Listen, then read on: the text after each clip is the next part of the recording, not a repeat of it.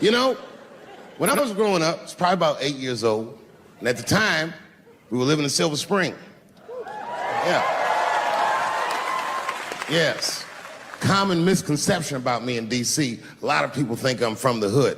That's not true. But I never bothered to correct anybody because I wanted the streets to embrace me. As a matter of fact, I kept it up as a ruse.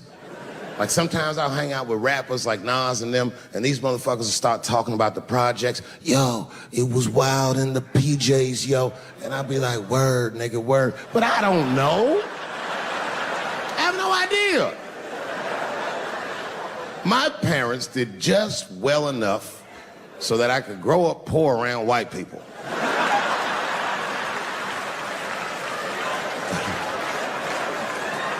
And to be honest, when Nas and them talk about the projects, nigga, I used to get jealous because it sounded fun. Everybody in the projects was poor, and that's fair. But if you were poor in Silver Spring, nigga, it felt like it was only happening to you. I know the pain of that first sleepover at a white friend's house. And you come back home on Sunday and just look at your parents like, y'all need to step your game up. Everything at Timmy's house works. Remember the first time you saw that? In a cold winter, and you'd be at a white friend's house and see the motherfuckers in their living room without their coats on?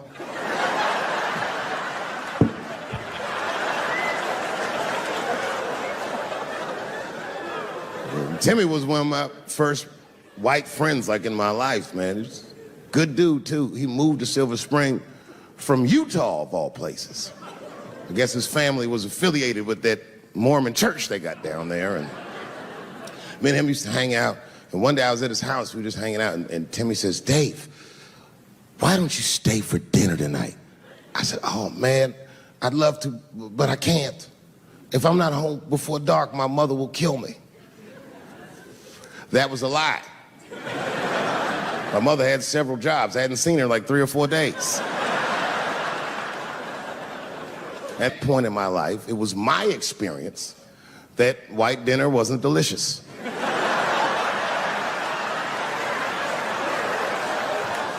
I'd rather go home and fry some bologna or some shit like that.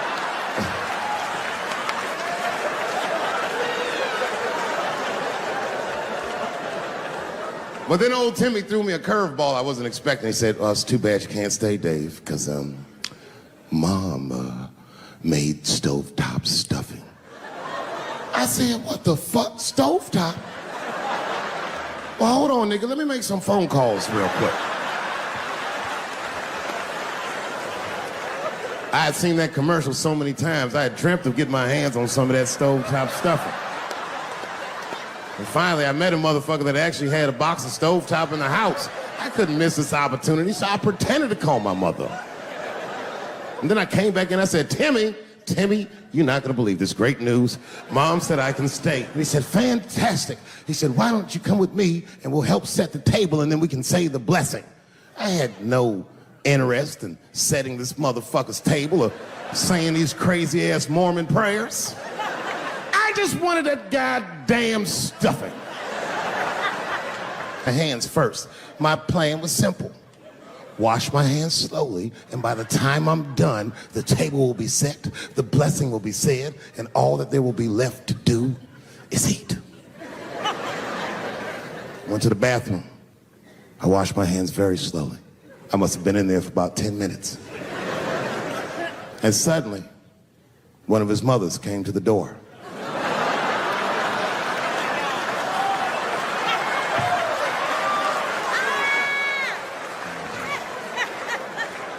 She was like, hi, David, right?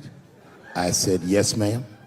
She said, Timmy tells me that you're planning on staying for dinner. I said, I hope that's not a problem, ma'am. She says, no, it's no problem. In fact, we'd love to have you. It's just that we weren't expecting company. And I'm afraid there's not enough stovetop stuffing for everybody. So I kicked her in the pussy. Bam! Ladies and gentlemen, I told you I'm dope, nigga. I told you what I was gonna say and you still didn't see it coming. And that's why I make the big bucks.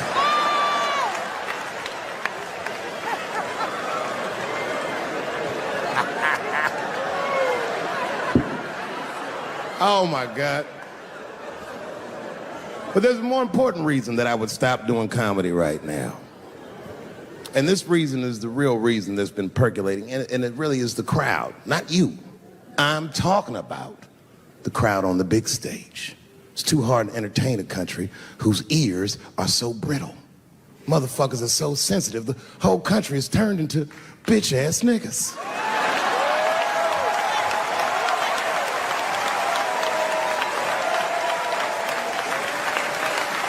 Everything you say upsets somebody. You know, I can remember when it all started. It was when I was doing Chappelle's show. When I was doing Chappelle's show, I used to do the show, and then on the weekends I do like concerts and shit like that. So I'm doing a concert, and there was a couple in the front row, beautiful couple. The wife was obviously Asian. You could see it in her face.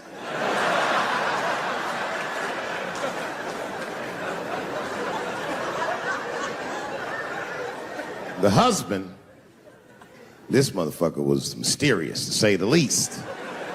Couldn't quite pinpoint where he was from. Caramel-colored fella, very nice hair, but it could have been from anywhere. Bangladesh, Mexico. I can't guess with a nigga like this. All I knew for sure about this guy is that his wife was a bitch. I could see that in her face, too. No, he was laughing and having a good time, and she was scowling at me at a goddamn comedy show. I couldn't figure it out. And then I realized at some point that she was pregnant, and I was smoking on stage. I said, oh my God, that's probably why she's mad. So I started to put my cigarette out, but then she hit me with one of them fake non-smoker calls. So I just kept smoking. I thought to myself, bitch, that baby will be fine, relax. And I tried to break the tension. I just asked her, that's all I said. I go, hey, where are you guys from anyway? And I could tell that she was on to me. She goes, very condescendingly, she says, I'm from California. If you're asking my ethnicity, I am Chinese. He was like, I'm Mexican, bro. I said, well, I'm sorry if I offended you by asking, but you're a very beautiful couple. And miss, there's no question that you're gonna give birth to the hardest working baby this world has ever seen.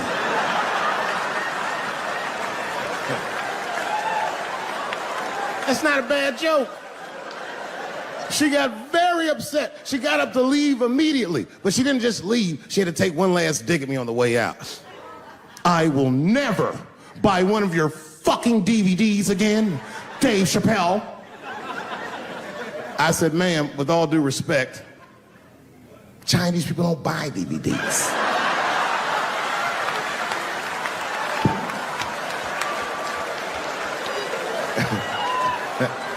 And the crowd went crazy. We were all laughing, having a good time. I didn't even think anything of it.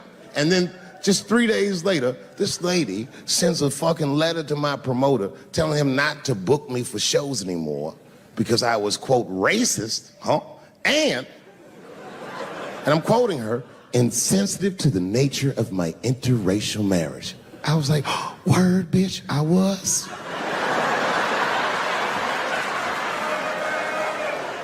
If she would know that I myself am in an interracial marriage. That's right. In fact, my wife is Asian too. Surprise, bitch, I'll see you on Thanksgiving.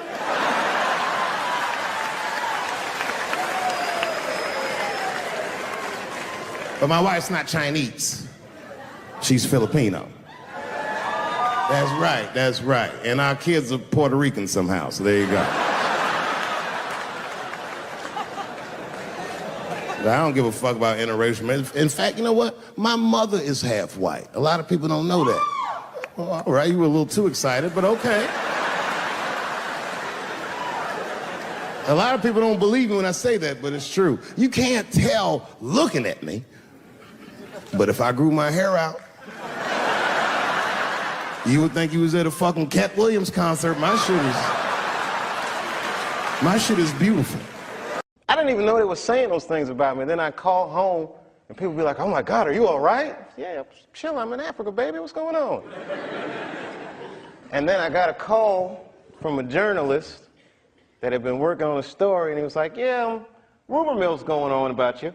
Just want to clear a few things up. And I'm like, hey, what's going on? Okay, do you smoke crack? I said, what?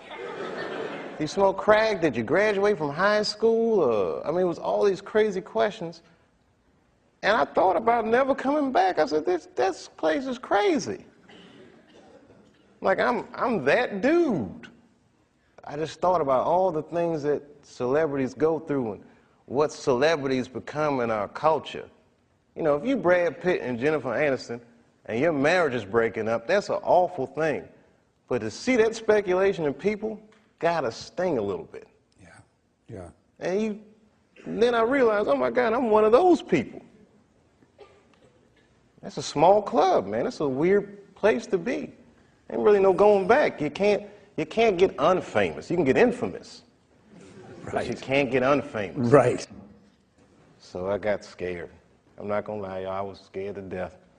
And I didn't touch the mic. This past year, I did the least stand-up I've done since I started. 'Cause I was freaked out, man, with the fame thing and being called crazy and drug addict and all these things. Scared me. You know, being treated that way. Like I'm not a person anymore. You say this shit about me in front of my children, and you know, who the f do these people think they are?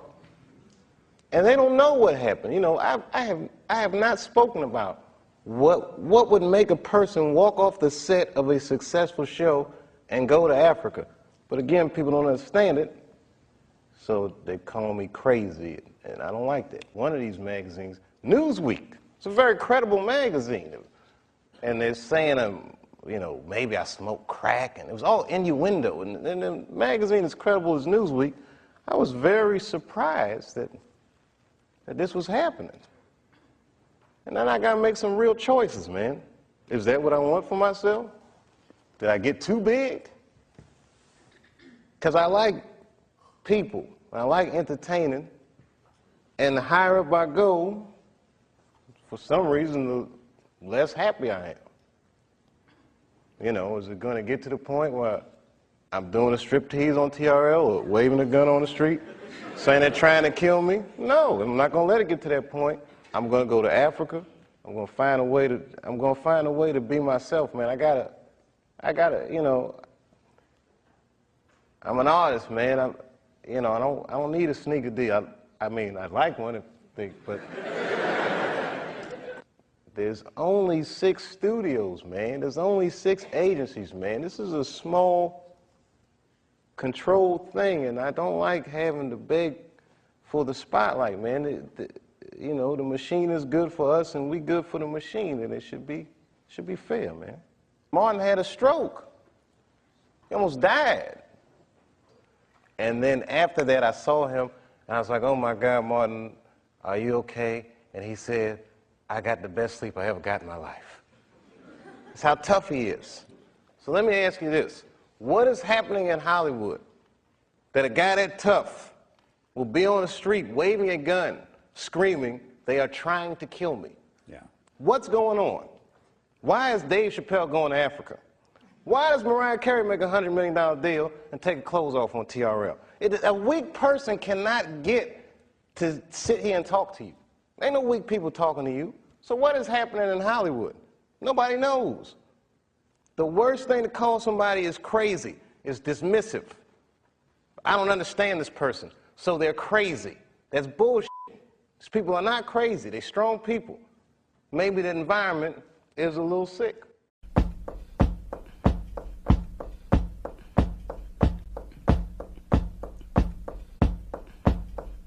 Rap. I don't want nobody telling me what to do. Yeah. Don't tell me how to blow my horn. Rap. I don't want nobody telling me what to do. Yeah. Don't tell me how to rap. I don't want nobody telling me what to do. Yeah. Don't tell me how to blow my horn. Rap.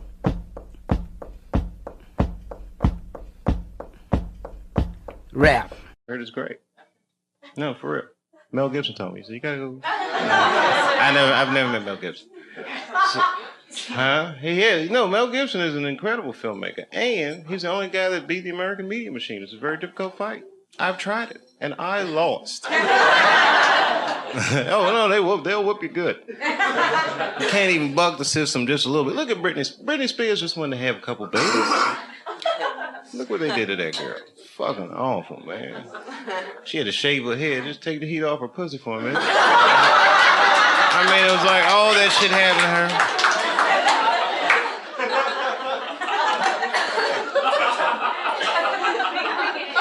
to her. Some people know how to beat it. The politicians, they can beat that shit because they get caught.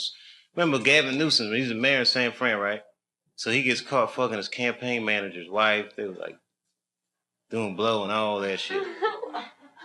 It's pretty old. I like Gavin Newsom though. That's fucked up. You know what I mean? It was just campaign man. His whole job was to be like, this guy right here is a hell of a guy. So it's a pretty dirty dog, right? So, but he got away with it. He's still like Teflon politician. And you know what he did? Checked himself into rehab. That's the move in America. I don't know what it's like in Britain, but in America, it's secret celebrity system. Rehab is base. For regular people, that's like, you got to go there and get better and shit. But in the media style, like yourself, the San Francisco Mayor, Gavin Newsom, base nigga, I'm in rehab. Woo! 60 days. I got 60 days. I don't want to hear it. And I didn't know about rehab when the media got me, and they hit me with the crackhead rumor. That shit was fucked up. And I'm a skinny black dude. I can't defend myself. It's hard, you know, people just believe that shit. It's very hard to defend yourself from them.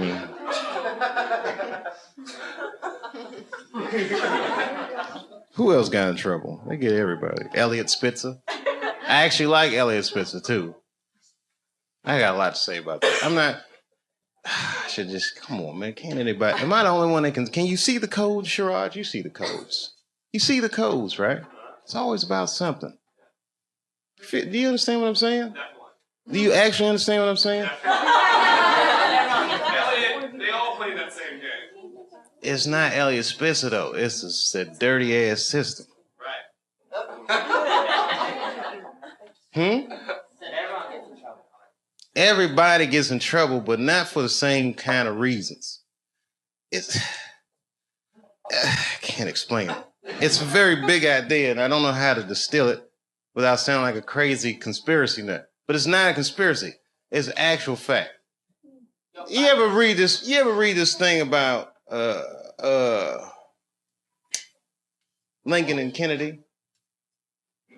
Somewhere on the internet, you'll find it. It's a list of similarities between, like, you know what I mean? Like Abraham Lincoln's secretary's last name was Kennedy. Kennedy's secretary's last name was Lincoln. I used to be an usher at Ford's Theater when Lincoln got shot, when I was in high school. I had nothing to do with the murder. But I just pay attention to these types of things. You know what I mean? Like the way they be trying to roll Barack over like he's Martin Luther King. That's a complete media phenomenon. I didn't draw that line. Martin Luther King was not an elected official. He wasn't. He was a chosen official, but he was not an elected official. That's the difference. Someone sees a young preacher this charismatic, they say, you know what, this guy could actually lead our movement. And at first they asked him, he said, I don't want to do it. They said, why don't you want to do it? Because I'm 22, bitch, I'm getting pussy, I'm having fun.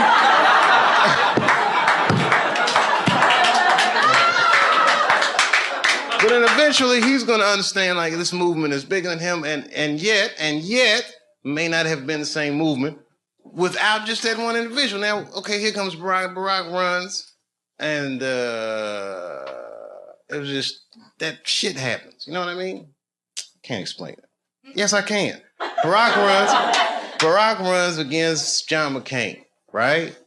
Barack's campaign song with Stevie Wonder's Sign Seal Delivered, I'm Yours, right? Stevie Wonder sponsors a bill for the Martin Luther King holiday. John McCain is from the only state that refused the Martin Luther King holiday, the state of Arizona. Anyway, the point is, it's the same shit with all these people. Elliot Spitzer. Elliot Spitzer, how could he go to a call girl after he was busting prostitution rings in New York? I'll tell you how. Because he was the fucking attorney general. If you're the attorney general and someone puts a docket on your desk, he can't be like, I can't bust these people. I buy pussy. He just has to go and prosecute the case. That's his job. He wins cases. Of course, he's going to have political aspirations because he was good at what he did. And then Nas, remember when Nas went crazy on the radio and he said, Hot 97 is taking money to play these records and da-da-da-da-da. And everyone was like, Nas is insane. And Elliot Spitzer was like, I'm going to look into that. And Elliot Spitzer went in there and he was like, hey, these guys are taking payola. And they fucking ended the practice, the age-old practice of payola in radio. And then years later, he's gonna get busted at the fucking Mayflower Hotel in Washington, D.C. buying pussy. Let me tell you something, I'm from D.C. You know Mayflower Hotel? That's where Marion Barry was smoking crack while he was fucking a girl that wasn't supposed to be. The point is this. Getting caught with a call girl at the Mayflower Hotel is like getting caught with a cheeseburger at McDonald's. Nigga, that is where you're supposed to do those kinds of things.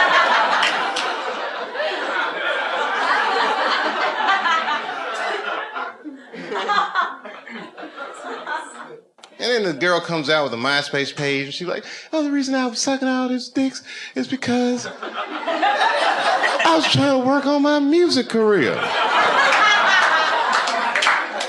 I'm a musician. I said a magician. She said musician, but I heard magician. Ladies and gentlemen, for my next trick, I'm going to suck a record contract out of an attorney general's dick. Ta-da, same label as Nas.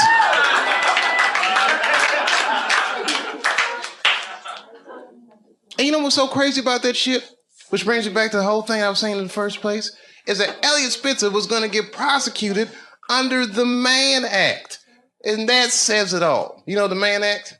The Mann Act? The Mann Act. Sherrod, you don't know the Mann Act? You better know. In your line of work, you need to know these things.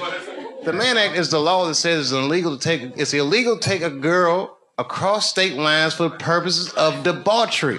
The Mann Act was written to get one man, and that man was Jack motherfucking Johnson, the first black heavyweight champion of the world.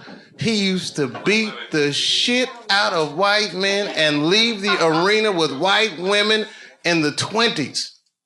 It was amazing. He fucked the whole Matrix up. When Jack Johnson won the world championship, he chased the white champion. Back then, white champions would be like, I don't fight black people. It's beneath me. But really, they were scared to death. Jack Johnson was huge. And you seen them old tapes and them boxers. Them motherfuckers had that style like this. Jack Johnson moved like a modern person. You know, these motherfuckers, if I had a time machine, I could be the heavyweight champion in the world. Is this motherfucker pointing his fist at himself? I beat the shit out of these guys. It was amazing. I mean, if you watch some of these Jack Johnson, because back then, you know, they weren't the same fight regulations. He would whoop their ass for hours. This was before cable television and all that shit. They just bop, bop, bop, and it was fucking amazing. And then he would leave the arena, and he would openly have sex with white women all the time. Now, you think he would get persecuted for that, but they never touched him. Because the heavyweight champion of the world is the most prestigious title in sports. Period. You know who suffered for that? The white women. One killed herself. I mean, they fucking ostracized these women like you wouldn't believe. Just cut them off from everything they knew and loved for fucking around with Jack Johnson. And then they couldn't stop Jack Johnson. The headline of the paper say, Jack Johnson is it. They chased this nigga around. They made the Mann Act. He had to flee the country. He was living in exile, couldn't fight anymore. When Muhammad Ali saw Jack Johnson's story on Broadway, he said, that is my story. If you change white women to Islam, he said, that is my story, right? Jack Johnson just got pardoned in 2005. Do you know who sponsored that bill? John McCain. Wow. Cleaning up from that Martin Luther King shit. I'm telling you, it's all fucking connected. It's a very flimsy system of pseudo or false morality. Is anybody in here gay? Get her! No, it's good. I'm totally joking. This is New York. Are you gay for real? Okay, so you know that gay marriage is illegal, right? Why do you think that that's illegal? People suck. I don't know. I don't have a good answer for that. Do you even care about marriage? Yeah, I want to get married. Eventually. It's really to a girl or a guy? Girl. Just checking.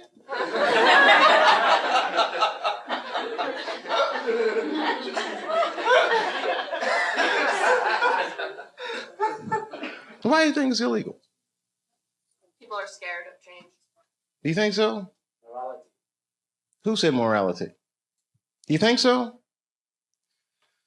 I don't. Whose morality? Who said big business? She knows what's going on. Huh? Hmm? Yeah? Even kids get married, they're going to wake up to the reality of problems of marriage just like everybody else. And that's all good and well. You see, here's the thing. No matter what your morality is, it's still a secular society. So even if gay marriage is against my own personal beliefs, I can't necessarily believe a government that would say we don't want to do that for moral purposes. Not while you fucking bombing Iraq like that, or sending motherfuckers to Afghanistan like that. I mean, you can't be hitting me with all this dubious ass morality. They say morality because that's what their constituents need to hear, and because they think that's what their constituents want to hear. But honestly, Bill Clinton said 90% of the shit that people talk about has nothing to do with what the actual job of the president is about. You think the president be sitting around, what time is it, 10 o'clock? Oh, we got that gay meeting. Hey, guys, what we gonna do about that? I mean, I don't give a fuck about it. No, who actually is gonna give a fuck? Big business. And I have a whole belief system about that you just don't want to know about.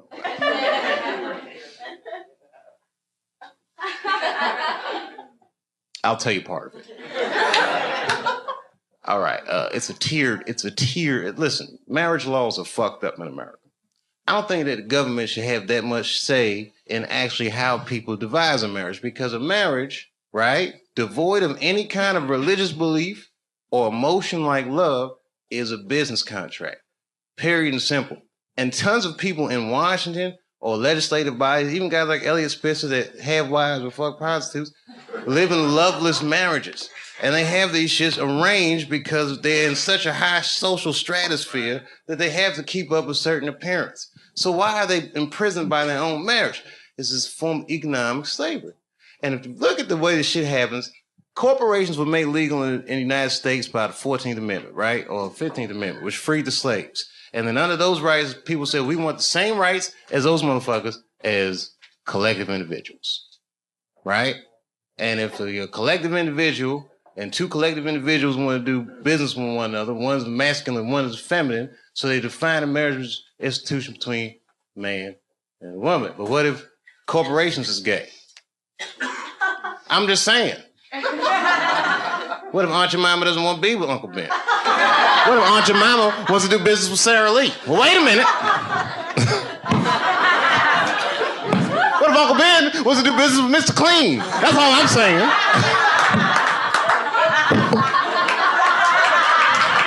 Guys, wait a minute. That's a little gay.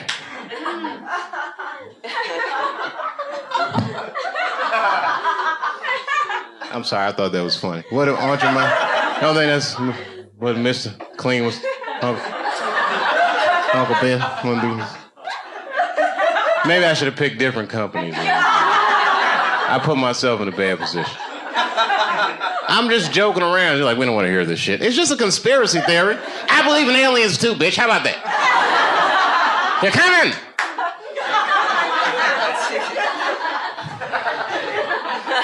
The aliens, they're here!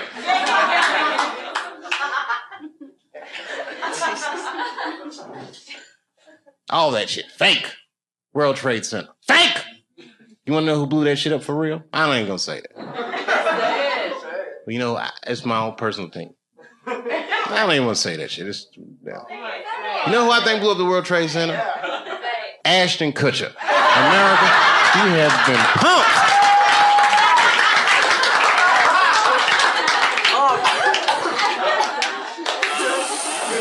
Fake.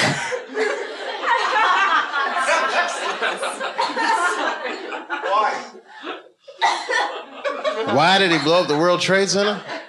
I don't want to sound like a cynic.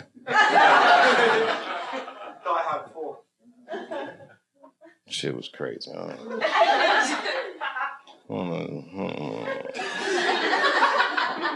don't know the truth, but I know who does. Strippers. They know everything. Does anyone have a cigarette? Yeah. Sure. Good on you, mate. I wish I had it. Your accents are so nice. And I do listen to BBC News. We all listen to the BBC. You're all listening to the BBC. That's what they say all the time. GMT. Oh, every time you say what time it is, it goes GMT. What does that mean?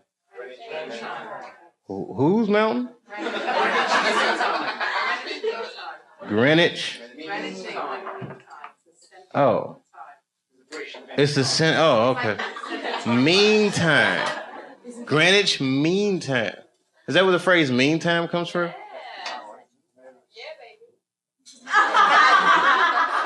Wow, you can tell that your country conquered a lot of shit, man. Greenwich Mean Time. I learn shit every day.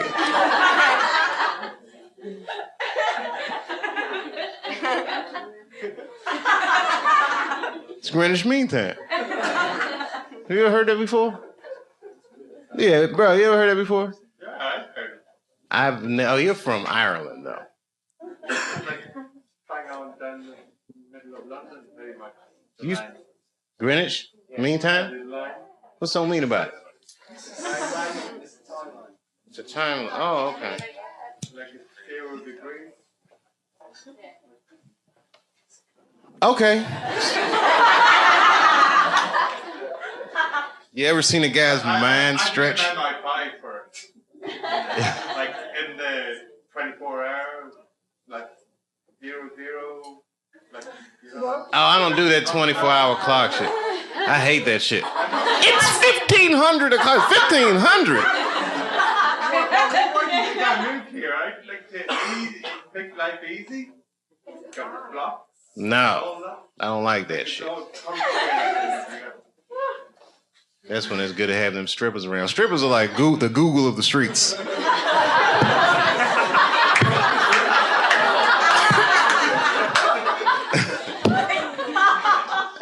Never seen somebody answer so many questions without a crystal ball.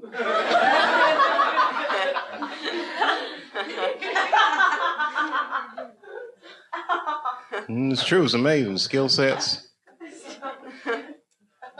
Girls be here. I'm an accountant. I'm a dog trainer. Every goddamn thing. It's amazing.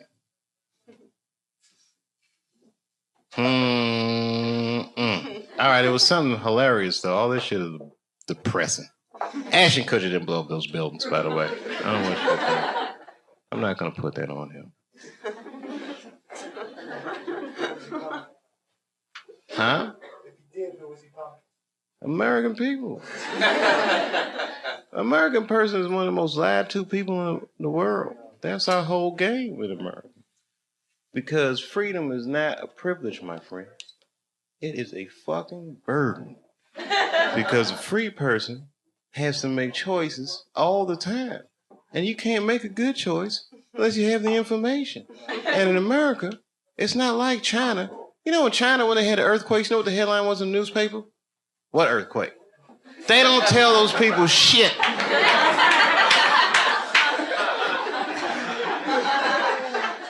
In America, they'll tell you every goddamn thing, and then they don't prioritize the information. You got to figure all that shit out for yourself. That's right. The war will be breaking out, and you'll be like, did Michael Jackson fuck them kids?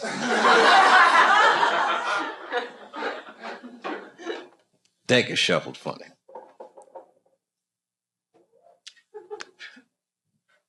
Because we live in the age of spin. You got to be so smart to live nowadays in the age of spin. You watch the news, that's not absolute truth. That is a version of the truth. People tune into the version of the truth that makes them feel more comfortable. Sometimes I watch CNN and I be feeling bad and I turn to Fox. Like, phew, we're winning again. You got to just switch frequencies. That shit is not the truth. All the time.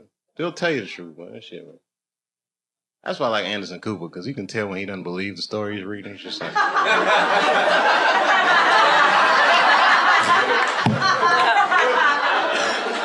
I just work here, Dave.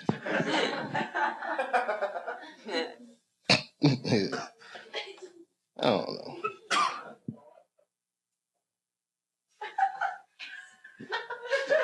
There's something to it. It's not that. You know what it is about the age of spin? Because they play so much words, I don't even know what the fuck anybody's talking about anymore. How can you actually know? How can you make a decision? It's like, you know what I mean? The way that we, like, okay, Planned Parenthood, right? Planned Parenthood is actually for abortions. It's for people who didn't plan shit out. So you don't know if you're pro-choice or you're anti-consequences. The whole shit is... If you think about them shits long enough, you'll go fucking crazy. And that's when you gotta find a stripper and be like, bitch, explain this to me. You know the dark side.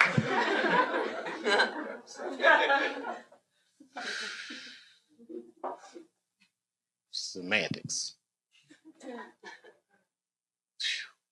Man. I know. All right, I should get out of here. I'm freaking myself out. And I'm hungry. And I just got here. And then I was like, I got in the car and said, take me to the comedy club. That's how I got here. I don't know. Like, what happened with you guys? You guys just decide, like, how do you decide to come here? Like, you two guys right here. I mean, literally, I look at you guys, I can't imagine what your story is, but I know you, like, okay, how old are you guys? 19. You're 19, of course. They're too young to drink, but they just the right age to have a great ass time. I have been 19. I can't even fucking explain what that was like. It's great. I mean, I'm surprised. I mean, you know, I remember what it was like for me. I don't know what you...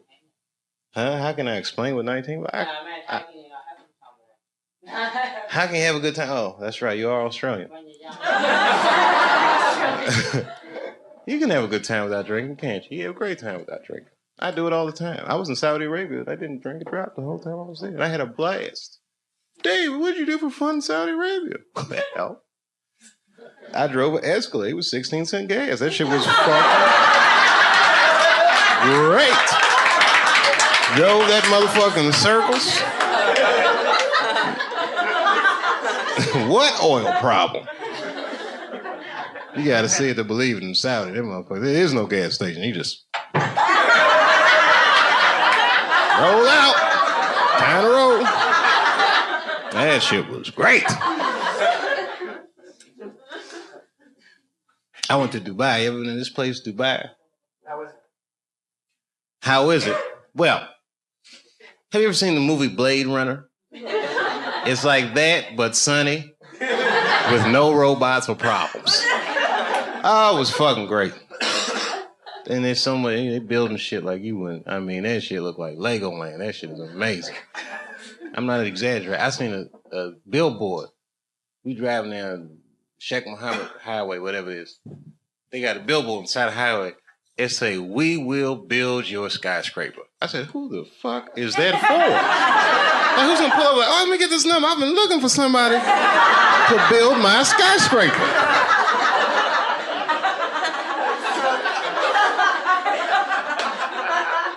Yes, could you erect a skyscraper for me? I saw your billboard. We're busy. I mean, I'm not exaggerating. When I was there, they had 212 skyscrapers in production. If you can imagine what that looks like. 212. You know those big construction cranes? Half of all those cranes that exist on Earth was in that city, building 212 skyscrapers. That would be like if somebody said, "I'm going to build Manhattan in the next 8 months." That's what's happening on planet Earth today. And another 45 minutes probably. They're all taking a break.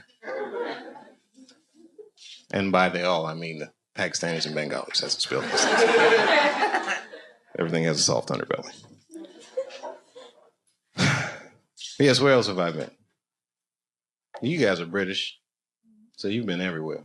I don't care how obscure a place is. I've never gone someplace and not seen a British person. It's amazing. It's amazing. It's amazing. I was in Asia. I went to the Philippines.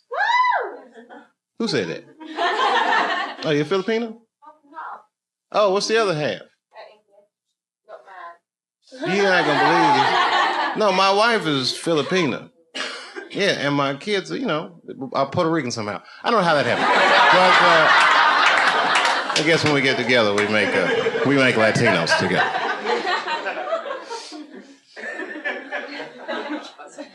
They're not Puerto Rican. They've never even been to Puerto Rico. Why'd I bring it up? Oh, I'll tell you what. Have you ever been to the Philippines before? Okay, I went there, and I like the Philippines. I was actually, you know, I did not enjoy the poverty. I shouldn't even bring this up. I'd say it if Sherrod was here. It's the kind of thing, it's like, you know, when you're a comedian and you see something horrible, you should just only tell other comedians about that. Because everyone else is going to, you know, like, we had that worldview. I'll tell you, because you're a comedian, all right. It's not funny at all. I'll tell you, it wasn't funny when I saw it. I'll tell you when it was funny. Okay, so we're driving down the street in the Philippines. It was like urban area. Now, I don't know if you've ever been to Asia. Traffic, not so good. As a matter of fact, it's horrendous traffic. Small, you know, it's somewhat chaotic. For me, for my American standards. Excuse me, everybody. Whatever. Okay, you've seen hood movies. You picture bad neighborhoods. You've heard all these things, but you got to see, you know, real poverty. Like when an American sees it, you can't help but be like, "Holy shit!" Okay, so we made a couple turns trying to get out of traffic, and then we turned into it was like the real world, real poverty. What do I mean by real poverty? Well, there were tons of things that I saw in that instant. Like we turned a corner and all of a sudden it was like, I've never seen any of this shit before in my life. One of the things was, because it was an urban setting, you have to imagine it's a city, but there was a guy and he was, it wasn't funny to me. This was not my initial reaction. And I need to tell you that, but you're a comedian, so please look at it with those glasses. This is like that Kramer moment I was so worried about. Okay, we turned the corner and there was a guy who's walking and he had no clothes on, right? Now, that shit could happen in New York, but the way he was walking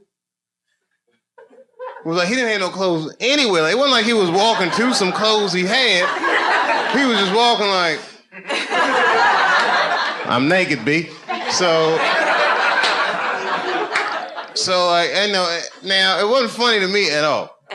My kids were in the back. They were like, oh, shit. Like, you know, they're like 5 and 8. Oh! Like, all right, so now, their reaction to it made me want to just because they're kids. And I remember what it's like being a kid. And he was naked, man, in the city. And all right. So I explained to the kids, listen, guys, you know, this is what the world is like. There's people out here don't have da-da-da-da-da, you know. There's grandmothers from there. She's explained to her mom. We all explained to her. The kids like, oh, Oh, snap, okay. So then we come back to America. It's like 8 days later. And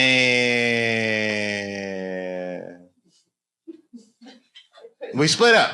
Kids go back to Ohio. I said, I got to go to LA, take care of some business. I went to Hollywood for a minute. And then my wife calls me up and she says, and she's crying. I go, what's going on? She goes, he did it. I said, who did what? She's like, Manny Pacquiao. He won. And I said, oh, that's fucking great. You know, this happy. She said, finally, you know what I mean? Filipino people feel a lot of pride when Manny Pacquiao won. And it was kind of touching the way she felt. And then she said, he's going to give his money to the poor. And then I say to my wife, and this one was funny, I hope he buys that guy some pants or something. And she felt out like, but it was funny because it was weeks later and it was an emotional moment and it was so emotional. I felt a little uncomfortable, so I just had to throw a little joke in there about the guy who saw with no pants.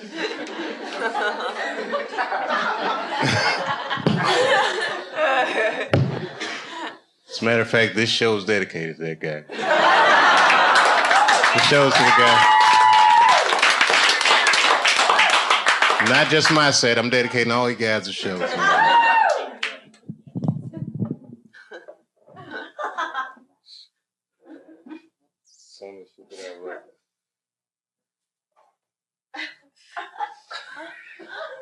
It's uncomfortable. I really didn't have anything to talk about. Oh, hey, thanks. See that Barack was right. We can do this. It's going to be great. America's going to be great again. You'll all see.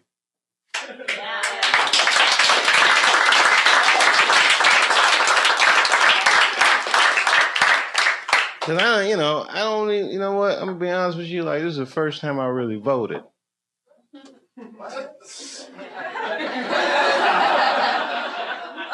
As I was an Ohio voter, so I said this might be important. And as soon as I walked into the polling place, you know what they said?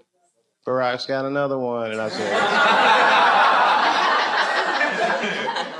and I was, you know, I mean, why are you going to assume that I'm going to vote for Barack just because I'm black? Because I'm also rich.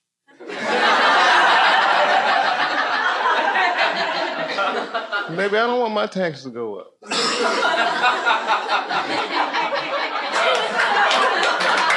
I mean, that's just my luck. As soon as I get some money, that's when it's like, we get a black president, like, come on, Dave, let's be responsible. All right, Barack, all right.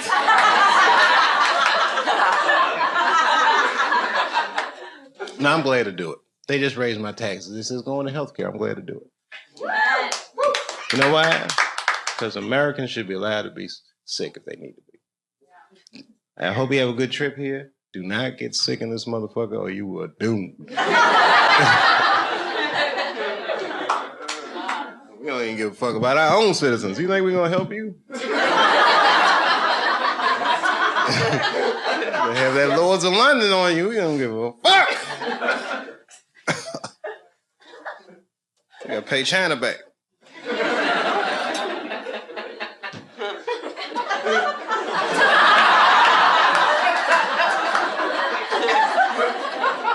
And I've been to China. And I saw the Great Wall of China. Have you seen it yet? Anybody here seen the Great Wall? Anyone? You've been to China? Are you Chinese? No, Korean. Oh, man, you must have been so jealous. No, I'm just kidding.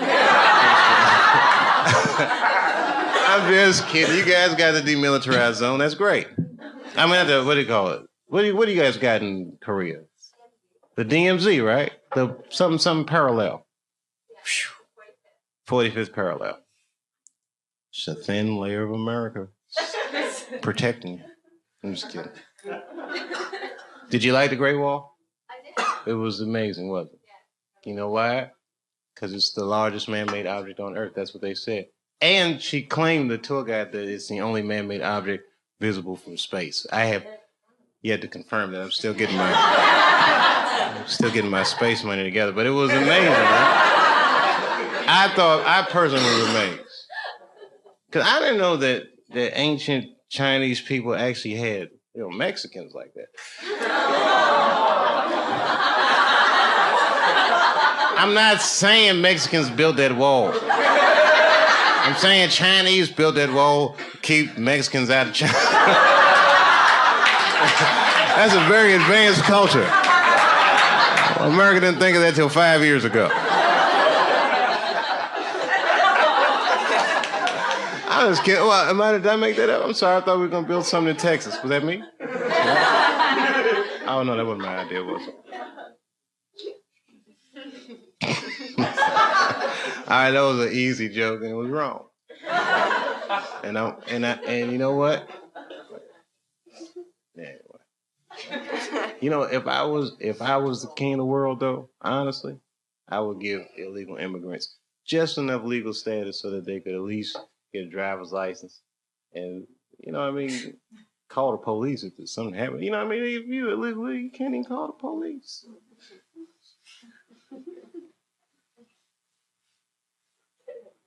You know how much crazy shit? Look, I don't even want to talk. It's not. Listen, I'm gonna finish up right now. This is it. That's all I'm gonna say. All right, you seen the paper, right? I shouldn't even bring this up because it's not funny, but it's just an illustration of where things are headed. And, you know, there's a high incidence of violence in America, right? And violent crimes and all these like extraordinary crimes you read about. And I personally believe that the reason these crimes happen is because our paper chase is so volatile that something about America is criminal to be poor. Like, you know, make you feel bad, so bad it's like you got to do something to steal. Something very desperate about our paper chase, just culturally. I'm not blaming the government. I'm not blaming, but it's just evolved into that. Now, so I read them sometimes. These horrific crimes will happen in Houston, Texas. There was a serial rapist, which rape, by the way, is never funny ever. And the only reason I bring this particular rapist up is because all his victims were men.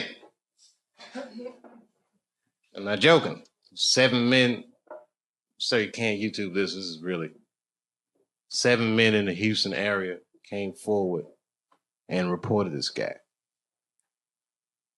which means he must have raped thousands.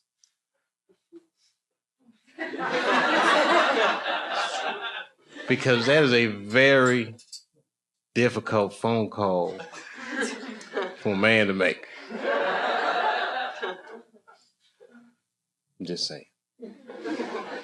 It's not the same like when you get raped, ladies. There's no hotline or support group for that. When a man gets raped in our culture, you just gotta get up, walk that shit off like, oh, got raped.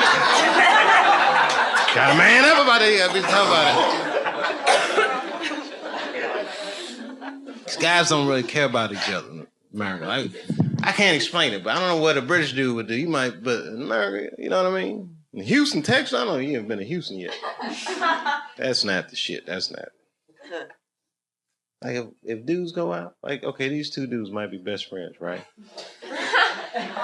They're gonna get out, they're gonna say, hey, let's split a cab home, right? They're gonna get, and his buddy gonna be like, he's gonna get out the cab, and before he even get over at the cab might pull off. His buddy's like, where you from? They don't play that shit in Houston. Houston, do be like, hey, man, could y'all, just wait for a minute till I get in the house. And I'll flick the porch lights on and off, let you know. You pull off, they'll be furious. Hey, y'all could have just waited for a minute before I got in the house last night. Man, we was tired, all right? Shit, we had to drop everybody off. What's wrong with you? What's wrong with me? I got raped last night, baby.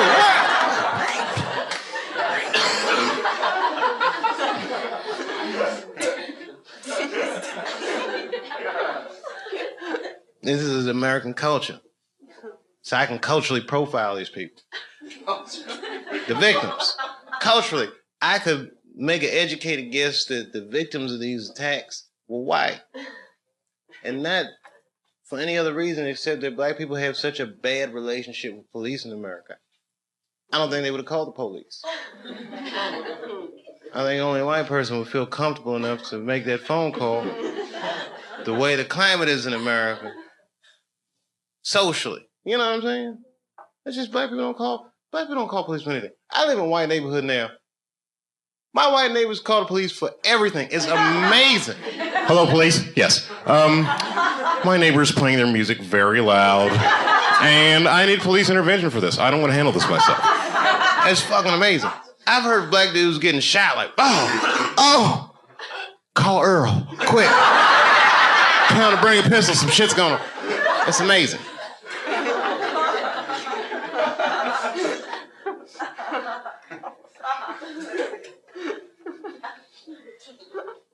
I just can't see that someone coming to the clubhouse.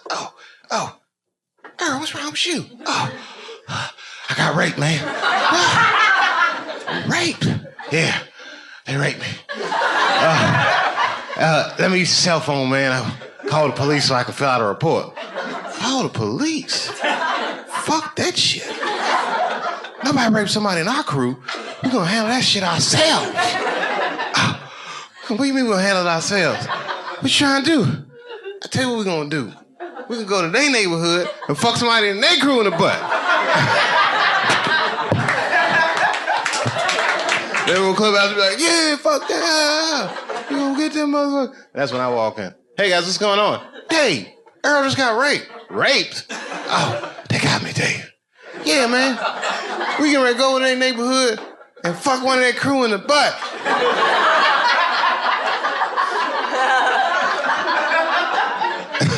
That's when I had my boys in the hood moment. I can't get in that car though, boy.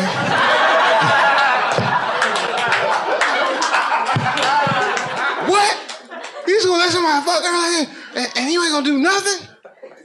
Hey, listen, man, all right? I got kids and I got family. I'm famous, all right? I got shit to lose. I can't just be raping people every time I want to settle my differences. Why don't we just call the police or something? Can't call the police, man. Raped. All right, hold on. Let's just think about this, okay? Shit. All right, look, I got some money, all right?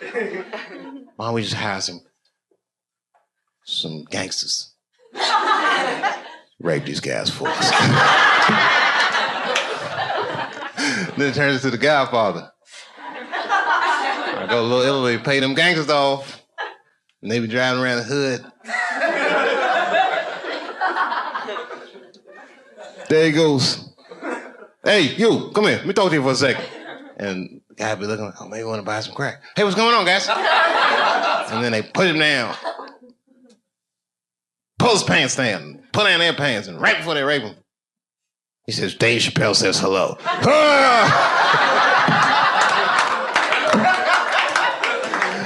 And I'm at the opera.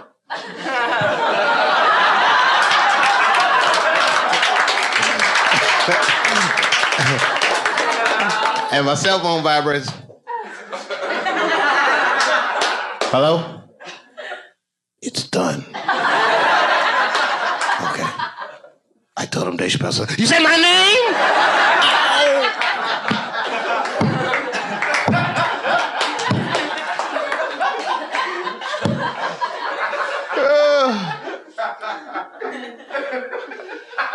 Not an appropriate joke, I know. Male rape is on the line. It's not rape. It's not funny, but it's so bad that it's. You know what? It's the kind of joke that I would tell in a nightclub, but I would never tell this joke on television. Even though maybe I will. Maybe I will. I have mixed feelings about it because it actually happened. You know what I mean? And I want them 7 victims to be like watching it and be like.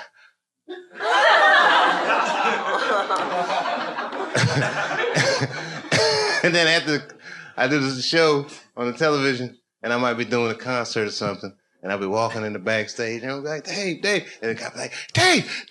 I'm like, hey, man, be like, I'm the Houston rapist. Thanks for the shout out.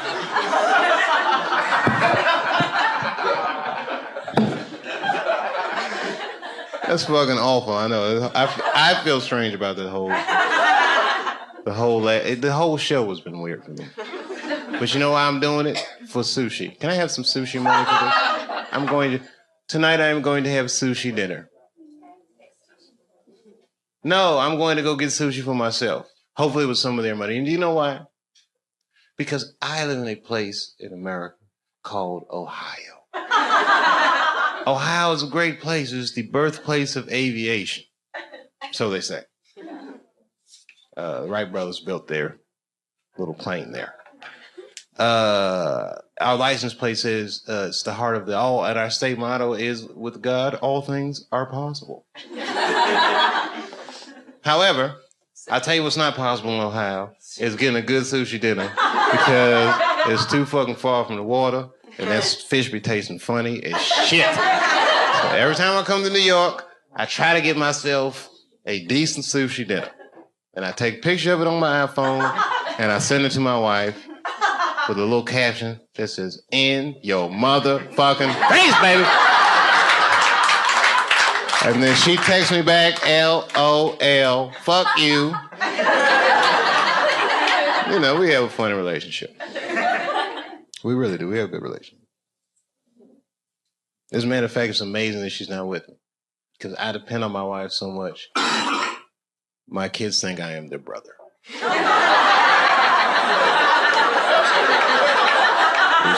fucking awful.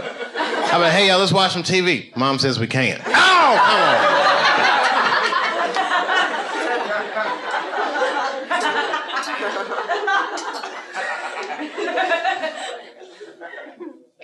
That's crazy. It is crazy. Don't get me started talking about the kids. You know, one time with my wife, when we argue, everybody argues. But sometimes, like, I'll vent on stage. It's not cool. It's kind of unfair.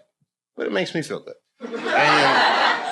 And one time I was doing that shit, right? And I guess one of her girlfriends was in the audience and text messaged her, and then she come to the show with the kids. But I didn't know. It was an early show. So, but then I seen her, and then I seen the kids, and then, you know, I had this ego thing. So now I feel like, well, I'm not backing in because the kids are here. They're going to have to learn somehow. Because now I just don't want, you know what I mean? Switch my shit up. It was crazy. It was the wrong decision.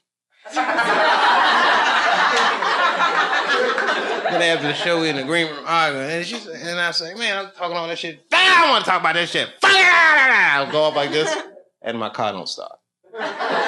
So now she got to give me a ride home. I get in the car and try to play like I'm asleep. But really, I was awake. I just didn't want to talk about the show. And you know who else was awake? My son, my oldest son, in the back. And I hear him say, "Mom, what is pussy?" I know, I felt awful. And then I had to hear my poor wife explain to her 7-year-old son. It was terrible. She was like, well, whew. I could feel her looking at me with hatred, but I was still faking like this. Well, son, pussy is what keeps this family together.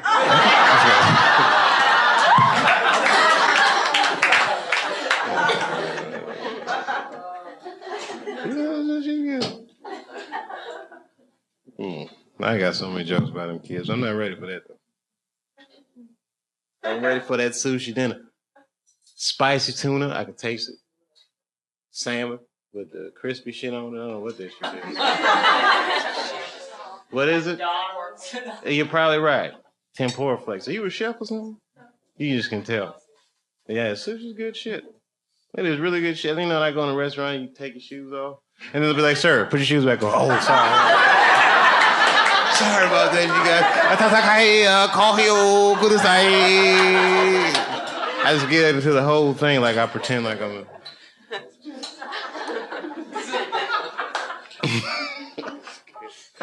I'm sorry, little fellas, because I know you're 19. You got a lot of adventures to get into. That city is calling you. And you're probably too young to remember, but there was a song just about what you guys are going through tonight. And it came out in the 80s. And it goes like this. You belong to the city. You belong to the night. Living in a river of darkness beneath some neon lights. And then there's the saxophone part. That's right, that's right. That's old school.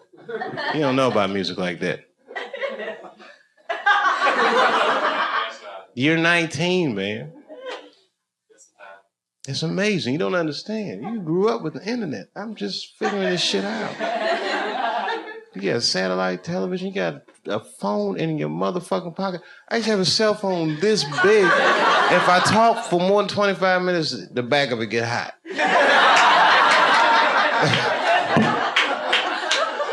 You got these iPhones. I'm still impressed by that. Have you seen it? That shit is amazing. I could pull my iPhone out in front of Batman. He'll be like, what the fuck is this? Oh, you haven't seen this yet, Batman?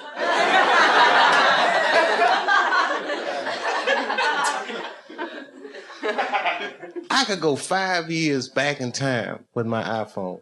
And when I get back in time, it'd be like, what was it, 5 years ago? 2003. Okay, I go back, 2004. All right, I go back in time, right? And somehow I get access to a time machine. Now I go back in time. It's 2004, and I go to somebody and I go, hey, I want to get something to eat. Where's a good sushi place? I don't really know my way around. I'm from the future. People are like, you are not from the future. I am too. Where you from? And I pull my iPhone out and say, I'm from 25 years in the future. They'd believe me. But really, I'd be like, I tricked you, motherfucker. I'm only from 5 years in the future. Shit is right around the corner, motherfucker. It's about to happen.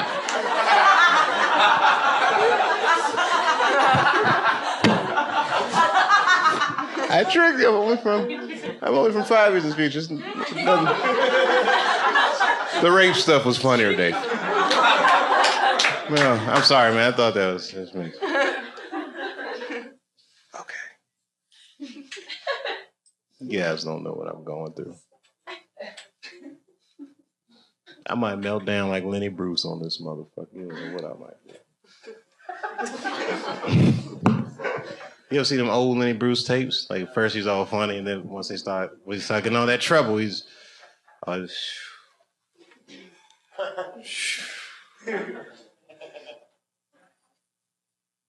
should melt down on the show. How about Joaquin Phoenix? What y'all think about that? That was bad? All right, I watched that, and I watched that whole interview, and I said to myself, Joaquin Phoenix is a fucking genius. That was like the greatest press appearance I've ever seen in my life. Yeah, that shit was... Yeah, you saw it? Yeah. What'd you think? Why? He was so what? He was not, no, he wasn't stoned with it. Oh, listen, I've been high. He was in complete control of that situation. You understand? This is how brilliant it is. Basically, what he's doing is resisting every protocol of what it's like to be on a late night talk show. He didn't do any of the banter. He didn't do any of that, hey, good to be here, Dave. I got a new movie coming out. He didn't do any of that shit. He's a completely different kind of celebrity than I am. By design of what he does. He's a fine actor. So you don't know what he's like. Only time you see Joaquin Phoenix, he's in a movie pretending to be somebody completely different. And he's very good at it, so you can't tell what he's actually like. So this is the first time he ever stepped out in front of his work, and he was like, made a point not to be charming at all. How have you been? Good. What are you working on? Music. What kind of music? Hip hop. And then everybody laughed and he goes, is that funny? I said, this guy's a fucking genius. 10 minutes on Letterman, he was on every publication the next day. It was in USA Today. Look how crazy it is. Everyone was talking about, he's a fucking nut. He must have been high or something. Joaquin was probably reading that shit like... I said, this guy is fucking brilliant. And you know who the guest on after him was? Exactly. Who gives a fuck what happened after that? Joaquin won. Check and mate. I said, that's the Mel Gibson playbook right there. Mel Gibson beat the game. Easily. And a move so weird and abstract, I'm surprised no one's done it sooner. This motherfucker made an action movie about Jesus. Check and mate. There's no answer to that. This guy took 20 million of his own dollars, made an action movie about Jesus. And the movie grossed over $1 billion. He made $800 million off a $20 million investment. All in, he probably made close to $1 billion off a $20 million investment. Do you understand what that will do to your life? Do you understand how much money $1 billion personal dollars is? It can't. It's enough money to get pulled over by the police in LA County and jump out the car like, fucking Jews? What's poppin'? Is everything all right? Police like, you can't say that about the Jews. I can't. Base nigga, I'm in rehab. Game over. That had never happened before. And then followed that shit up with Apocalypto, which was fucking... That movie's great. Have you seen it? That shit is like Mexican Braveheart. That is the best shit I've ever seen in my life. I was talking like that for a week. Taga, taga, taga, cha.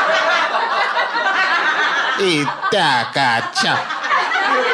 You wanna know why? Because he made a movie, a major studio movie. He didn't use one Hollywood actor in the entire movie. That's not cheap. That's amazing. He got indigenous people from the Yucatan to be in Hollywood. It's amazing. Can you imagine that shit? Just going to the Yucatan? Let alone going there to cast a movie, just walking up to somebody in a thong. I got taga, taga, taga, taga, I got taga. Have you ever considered acting? Taga, taga, cha. Ika, taga, taga, cha. Well, my name is Mel Gibson, and Passion of the Christ. I've seen that.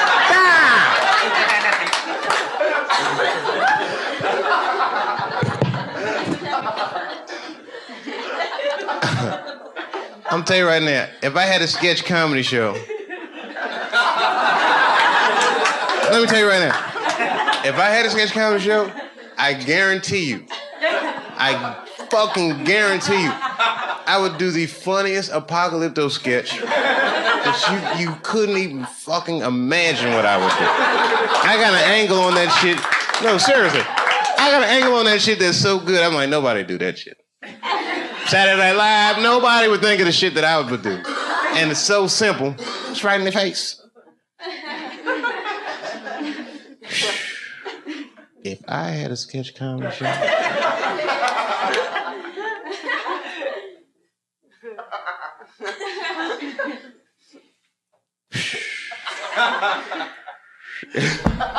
Can I have one more cigarette and then I'll leave, I promise. Rap, I don't want nobody. Rap, I don't want nobody. Rap, I don't want nobody telling me what to do. Yeah, don't tell me how to rap.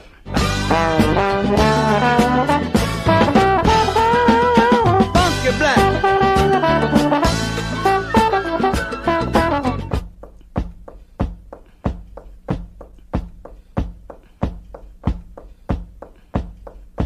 Rap.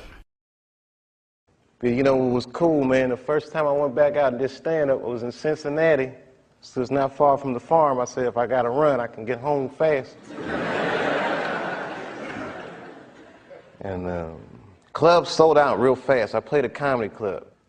And man, when I walked out on that stage and them people were screaming, I get teary-eyed just thinking about it.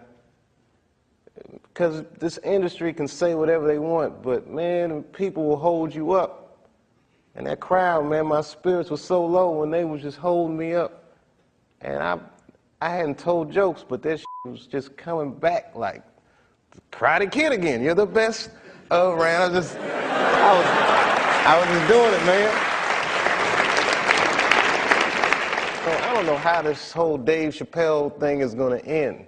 But I feel like I'm going to be some kind of parable by either what you're supposed to do or what you're not supposed to. So I'm going to be something. I'm either going to be a legend or just that tragic story, but I'm going full throttle. I'm going all the way.